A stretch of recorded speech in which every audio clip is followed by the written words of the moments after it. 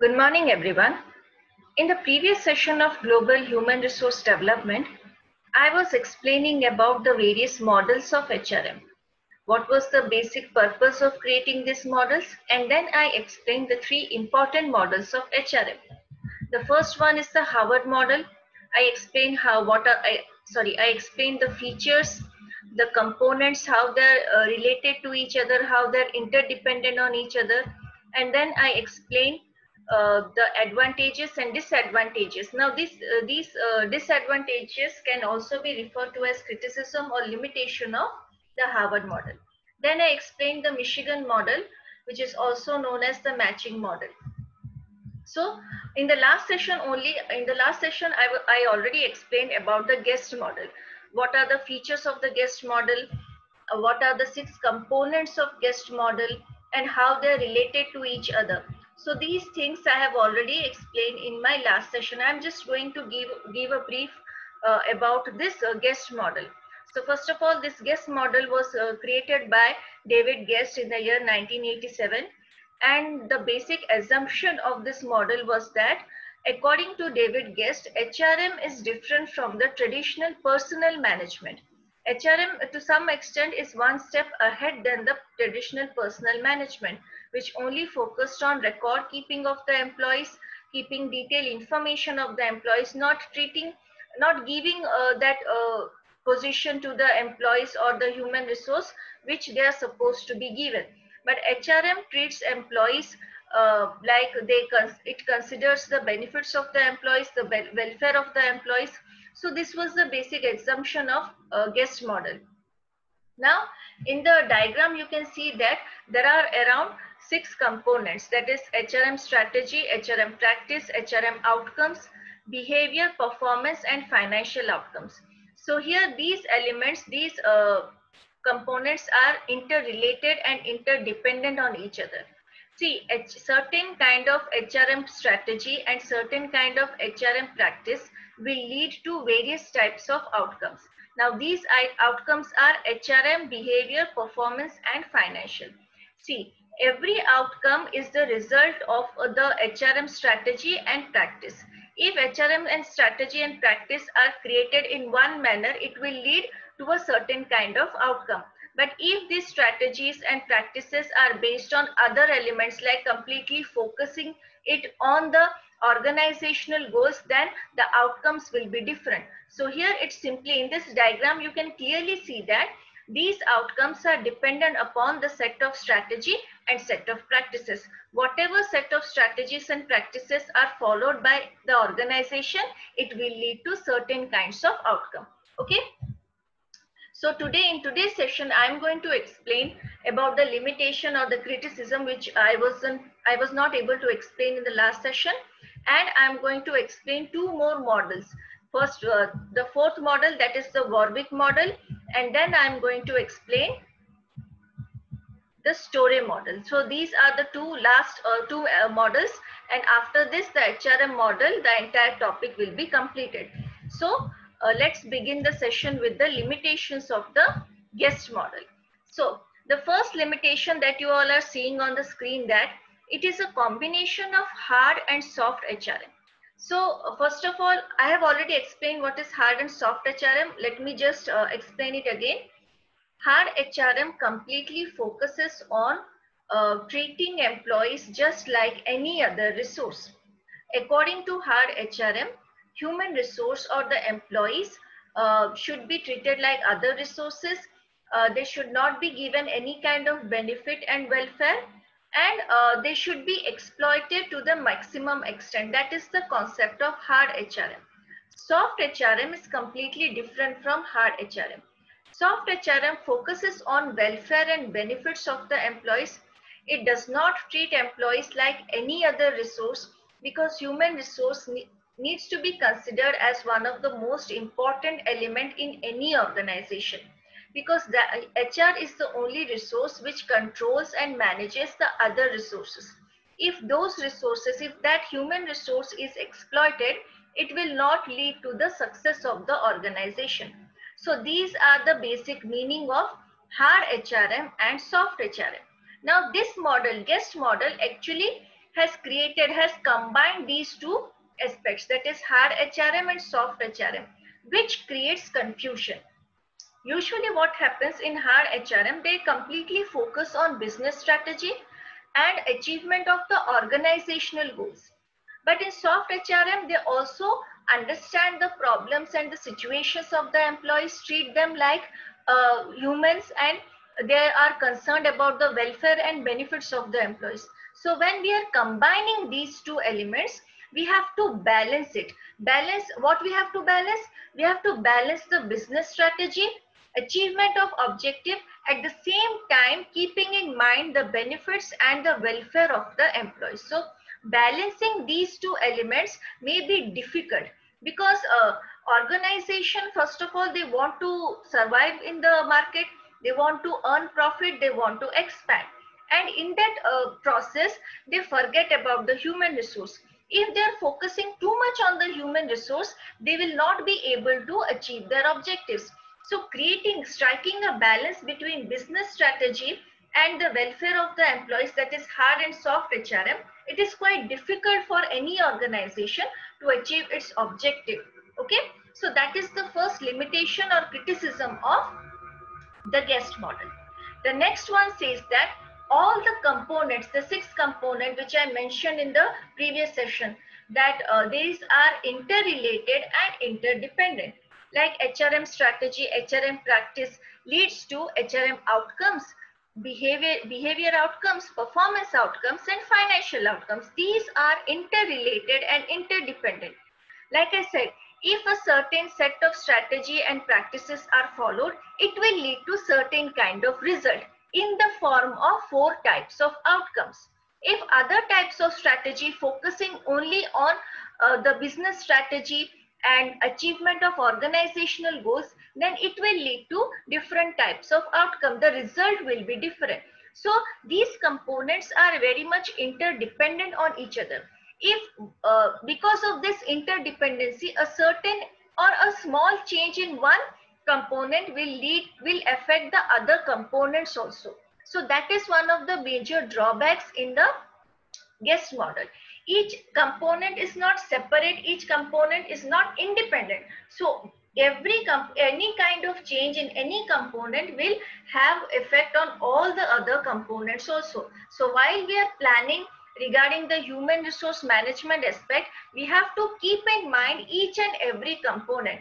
How a change in one component will lead to changes in the other components. How, to what extent such kind of change will occur. So these things must be kept in mind. But because of this interdependency and interrelatedness, it creates little bit of confusion that if you want to make a certain change, it cannot take place because it will have effect on others. So on basis of this point, this guest model was criticized by various authors and other people who have knowledge regarding human resource management. Okay, so this is all about the guest model, how it is created, what are the basic features, the components, how they're related and dependent upon the components, related and dependent on each other, and then the limitations. So now I'm going to explain the model 4, that is the Warwick model. Now, as you all can see, the Warwick model was developed by 2 researchers, that is Henry and Pettigrew. These were the 2 researchers who created this Warwick model in the University of Warwick in the year 1990. Now, first of all, they comprised 5 interrelated elements in the model. So the basic feature, or we can also say the foundation or the basis or assumption of this model, is that Henry and Pettigrew focused on analysis of external factors. See, when we have an organization, every organization to a larger extent is affected or influenced by the various external factors. Now, these external factors affect organization in different way. Take example of political factor. Political factor is beyond the control of the organization. It is an external factor which influence any organization, all the organization. But its influence on the organization, that is the influence of political factor on different organization may be to a different extent.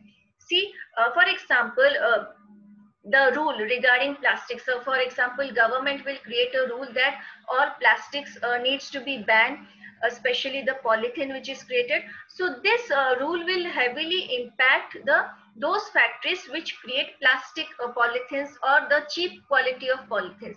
But the companies which use better quality plastic, reusable plastic, it will be affected, not to that extent. So that is the difference. So here it says that it focuses on all the external factors and how these external factors influence the internal operations of the organization. Now, to what extent they affect the internal operation, that is also one of the important part of this Warwick model. So here in this model, they have created in this model, they have involved 5 elements, 5 interrelated elements which are interdependent on each other, and they have also focused on the external factors and how they influence the internal operations and to what extent they influence the internal operations of an organization. So this is you can call it as these points as the meaning of Warwick model, and you can also call it as the features of Warwick model, or these are the, you can consider as one of the important elements of Warwick model. These are the 5 interrelated elements which are extremely important for the model. Okay, now let us discuss the features of the Warwick model. Now the first feature says that it emphasizes on analytical resource management. So here this model focuses on analyzing each and every element of the organization. So whenever a decision is taken in an organization, it needs to be based on certain kind of analysis.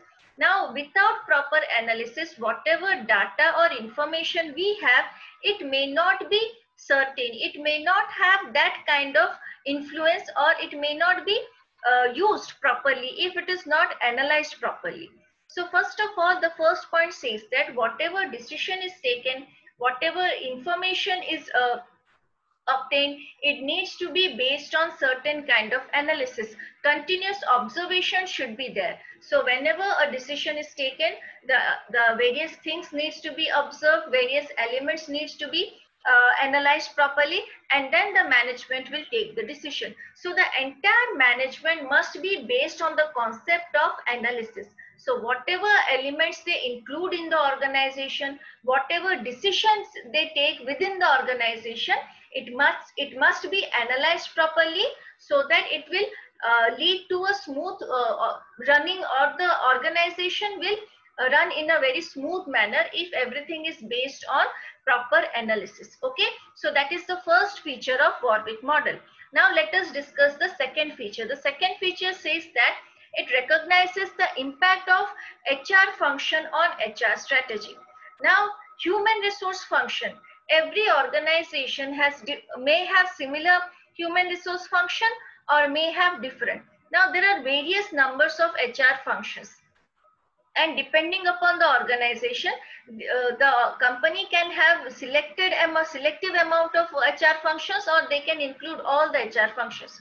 So here it clearly says that whatever HR strategy we prepare is completely, or it is majorly influenced by the HR functions.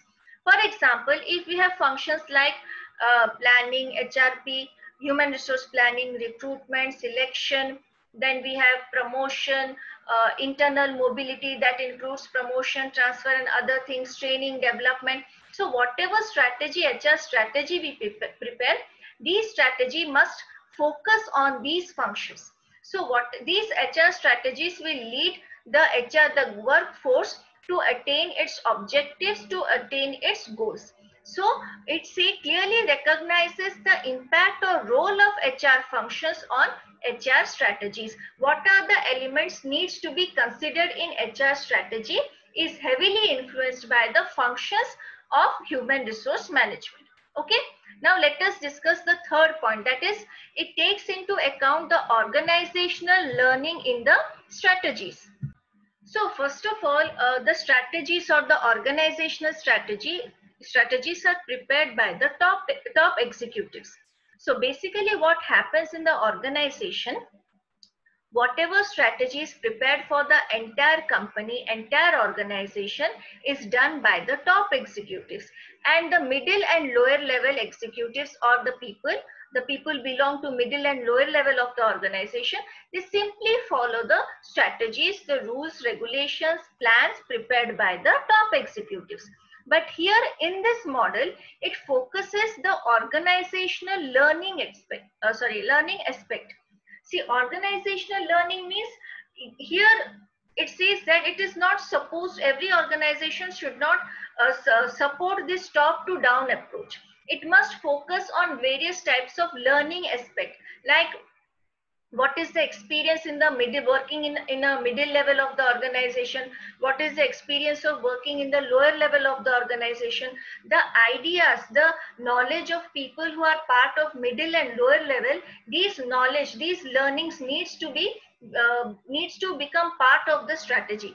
So whatever the top management is creating a strategy, they need to also take into consideration the learning experience of all the people who are part of the organization, whether they belong to middle level or they belong to lower level.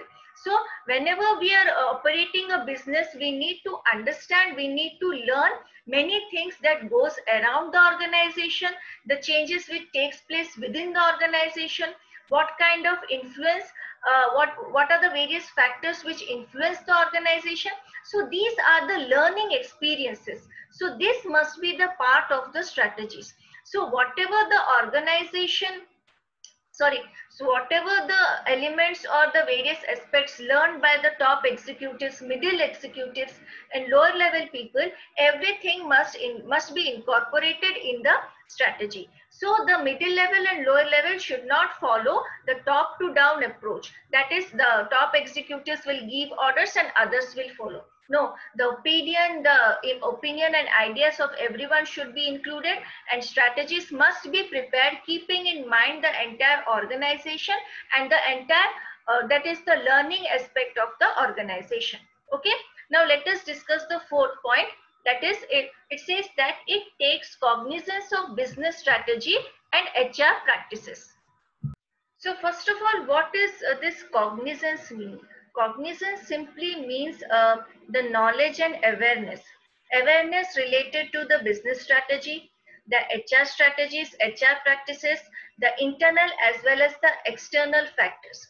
Now these all elements are very much important, because whatever activities take place within an organization, those activities are influenced by these elements, that is business strategy, HR strategy, HR practices, external factors, internal factors. These are the things which has influence over the activities that take place within the organization. So in order to create such kind of activities, and in order to in order to execute these activities in a proper manner, a detailed knowledge and awareness about business strategy, HR practices, internal and external factors needs to be considered. So they must have knowledge about these elements if they want to include any kind of new activity, or they even want to plan the various activities which will take part within an organization. So here it clearly says that knowledge regarding these elements are extremely necessary for every organization for making any kind of plan and for making any kind of strategy or practice or principles.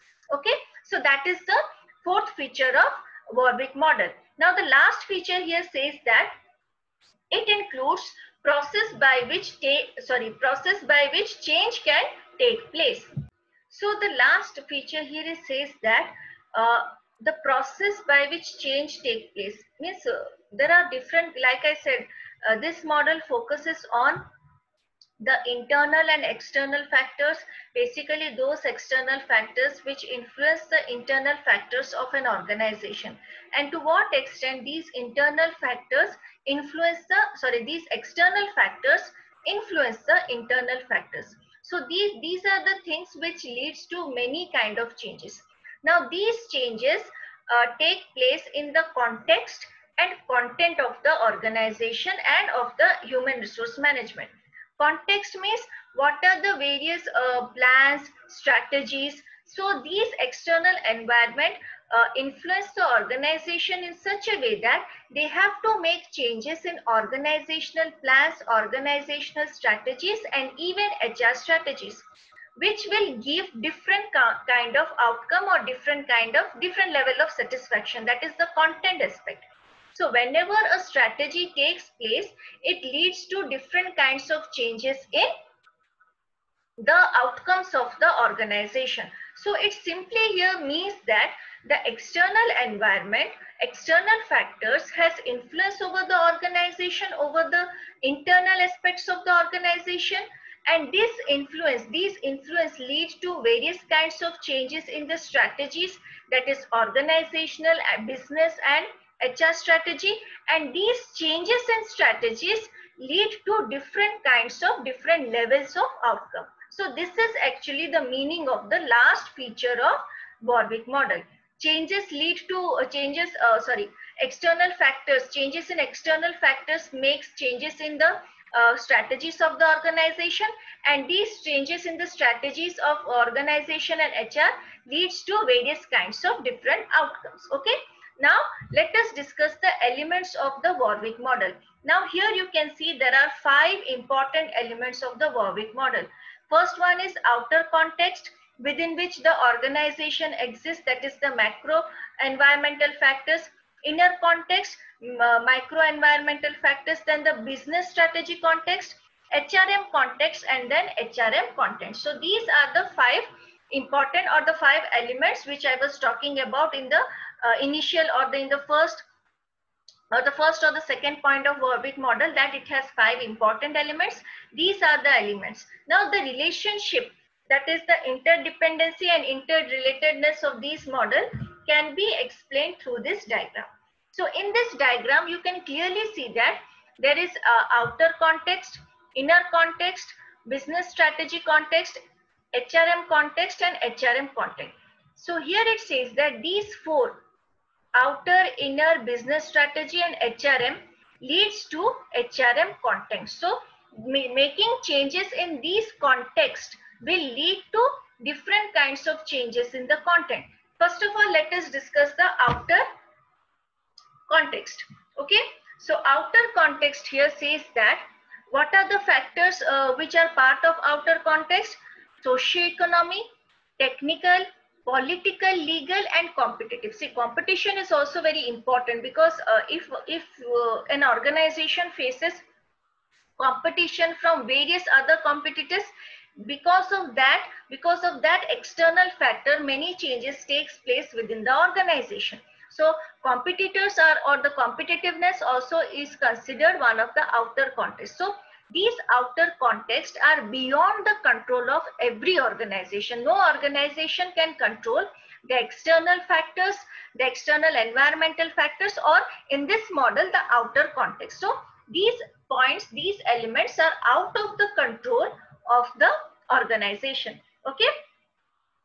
So here you can see that outer context, then inner context. Inner context consists of culture of the organization, the entire organization structure, how it is created, the leadership or the political aspects of the organization, what kind of technology is used, and what are the business output. In means what is the main business in which the company is engaged in. So that is the inner context. Every organization has different set of culture.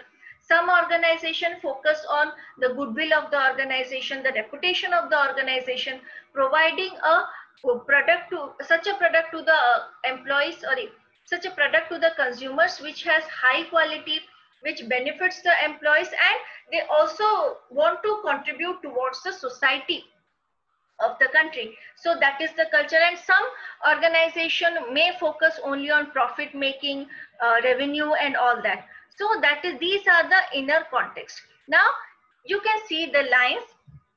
Inner context, there are 2 categories of inner context, or we can see the inner context has influence over business strategy context and HRM context. Now let us discuss the business strategy context. Objectives, product market, strategy and tactics.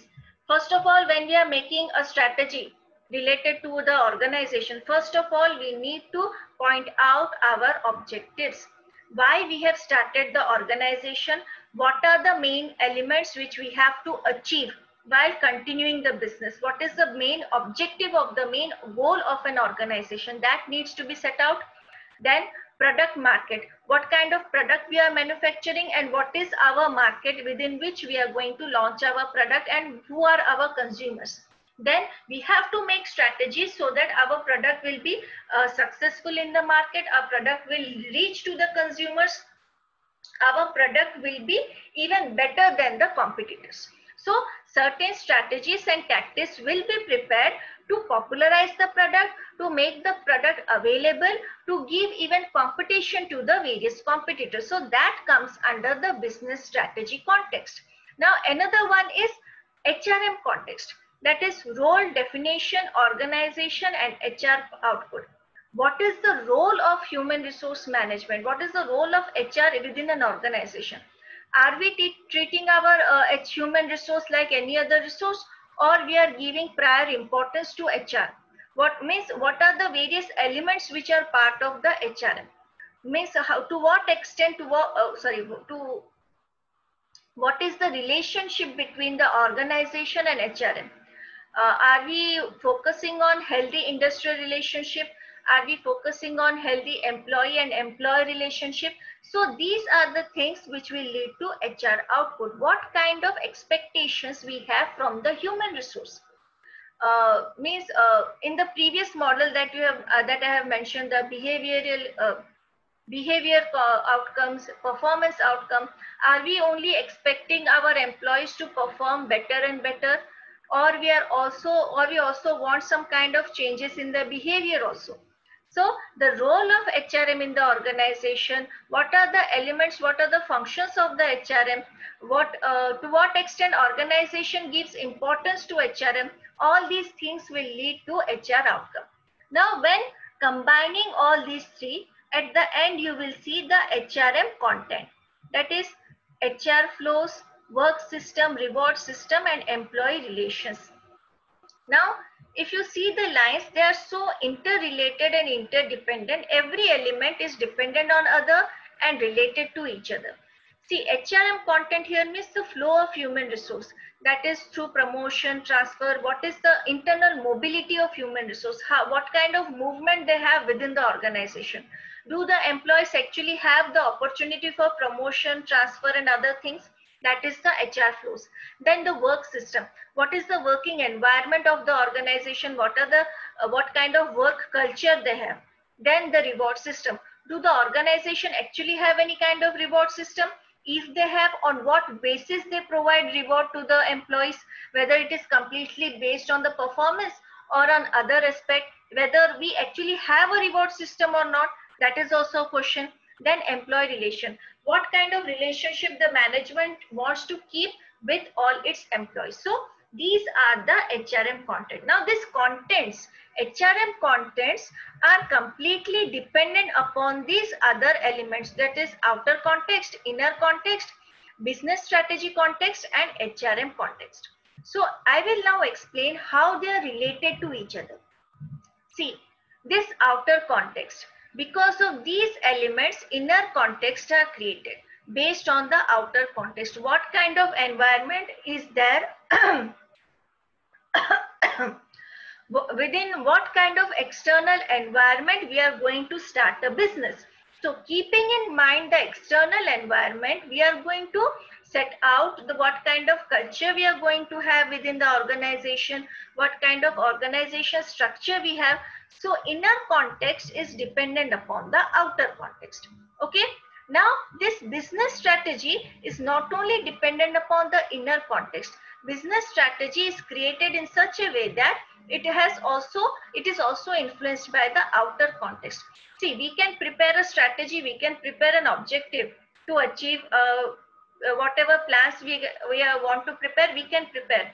But we have to also keep in mind whether these plans can be actually executed in the present environment or not. So that's why outer context also has major influence on business strategy context. Now come to the HRM context. Now HRM context is influenced by the inner context, means the culture, the structure of the organization. So now within that you can see, yes, this HRM context is dependent upon the inner context. So then comes the HRM content. HRM content is based on HRM context as well as the business strategy context, because this HR needs to achieve the objectives of the organization. So whatever content, whatever HRM content, that is the reward system, work system that we have, it must be in connection with the business strategy. If we want to achieve the business strategy, what kind of employee-employer relation we must focus, what kind of work system we must have, what kind of benefits we are supposed to provide to the employees. So these are related to this HRM context is based on inner context, business strategy context and HRM context. So these lines actually say that these four elements are very much interconnected to each other, whereas outer context influence the inner context and the business strategy context only. So this is the actual model of Warwick. What are these five elements and how they are related to each other? Okay. Now let us discuss the strength or the positive aspect of the Warwick model. Okay. The first point here you're seeing that, so this model creates a connection between inner and outer context. Now these elements that I have explained in this chart, see, this model has completely focused on proper alignment of these elements, outer context, inner context and the other three. It must be made in a proper alignment, in a proper sequence. Only after that an organization can become successful. An organization can create a strategy which will help to achieve the objectives. So that is one of the biggest strength of Warwick model, that it focuses on inner and outer context, and it also focuses to what extent the outer context has influence over the inner context of the organization. Okay. Now the second importance or the second advantage or strength of this model is that it focuses on preparation of business strategy. Now these strategies, like I said, is based on the inner context as well as the outer context, which helps the organization to achieve those objectives in a better way and without any kind of adverse situation. So when these strategies are based on inner and outer context, it becomes easy for the organization to achieve its goals and objectives. So that is one of the biggest strength of the Warwick model. Next one is proper alignment of internal and external external context. So like I said, inner and outer context, it must be aligned properly.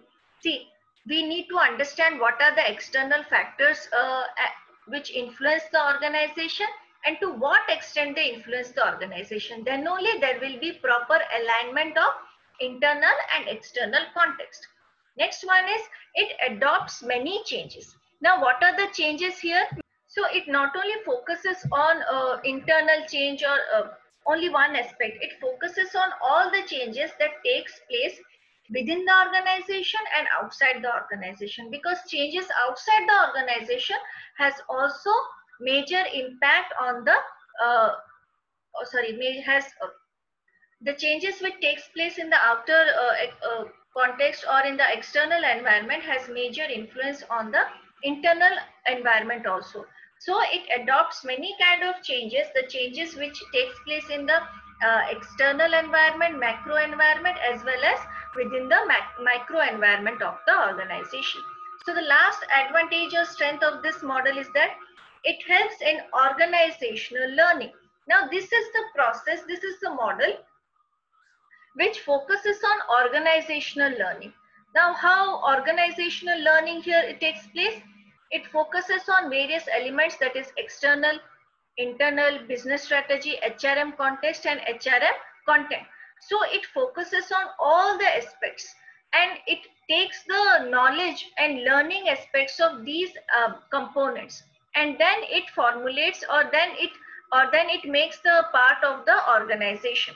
So here it clearly says that the organizational learning, when we focus on external changes, it provides a lot of knowledge, it provides a learning experience to the organization. So these different types of elements or different types of components provides a learning experience to the entire organization and to the management. So these are the strengths of the Warwick model. Now let us discuss the weakness of the Warwick model.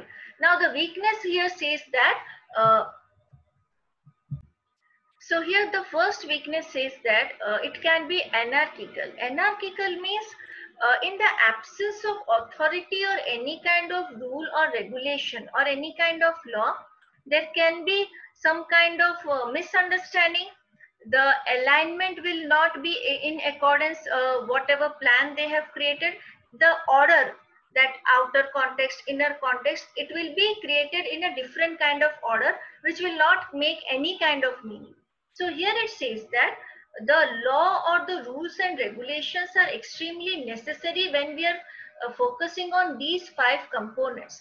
And without such kind of rules, regulations and law, it will be completely created in a very different kind of order. There will be misorder between the elements, between the components. See, I'll give an example. Now the outer context has influence over the inner context or the internal environment. We need to here understand what are the various other factors which not only influence the inner context but the other elements also. That is the business strategy, HRM strategy and HRM context also. So there need to be a proper flow or proper alignment. So there must be certain rules, regulations or laws which will keep all these things in a proper order, in proper alignment. Okay. So this strategy can be very anarchical, or it may be created in a different kind of order, or created in a misorder way. Okay. The second weakness here says that if HR practices, businesses, output and performance are not linked properly, then desired results cannot be obtained. Like I said, inner context, outer context, HR practices, outputs, performance, these a proper link needs to be created. How they are related to each other, that relation needs to be understood, or else results will not be obtained. The desired results, whatever the organization has kept in mind, what kind of result they want to achieve, it cannot be obtained if each and every element is not properly linked to each other based on the influence of these elements on each other. So this is one of the major weakness of Warwick model. Okay. So I think you all have understood what is Warwick model, what are the various components and what are the strengths and weaknesses. Now we are going to discuss the Storey model. Okay. Now this Storey model was developed by John Storey in the year 1989. So what is the basic point of view of John Storey, why he created this model? Now according to him, he believed that HRM is an entire, it is a holistic approach. He believed that HRM is a holistic approach. Holistic approach means it has many elements and these elements are interrelated and interconnected to each other. You cannot make HRM a separate element from the organization. This HRM is interrelated to all the elements of the organization, and whatever aspects this HRM has, every element within HRM is interrelated, interdependent on each other. So whenever we are considering human resource management, it needs to be considered all the elements which are part of HRM. That's why it is considered to be holistic in nature. All the elements needs to be considered because they are interrelated and interdependent. You cannot separate one aspect from another. It has to be managed and balanced in such a way that they are interrelated, interdependent, because of which they needs to be balanced, they need to be properly aligned to each other. Now Storey has basically focused that there are 4 important aspects in this model, and he has also distinguished between hard and soft HRM. He has clearly mentioned that human resource management must be based on, or it must focus on the soft HRM concept only. he is one of the person who believed that the organization and the HRM must be based on the human approach, like treating employees and the workers, the workforce of the entire organization as human beings, giving them what they deserve, provide them many kinds of benefits, and also focus on their welfare. So he believed treating human resource like human resource, but not like any other resource of the organization. So these are the basic features of the story model. Okay, now like I said, there are four aspects. These are the four aspects of the story model. So in the next class, I'm going to explain the various aspects of the story model, and I'm going to revise all the HRM models so that you will have a brief idea about all the HRM models also. So that's it for today. Thank you.